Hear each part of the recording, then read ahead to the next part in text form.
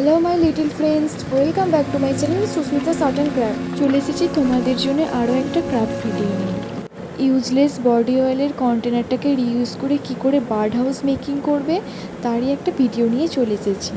হাউসটা তৈরি করার জন্য যে যে মেটেরিয়ালগুলো এখানে নিয়ে নিয়েছি, একটা useless body oil container, knife, scissor, glue, white art paper, black art paper, green art paper, red fabric and একটা বাস।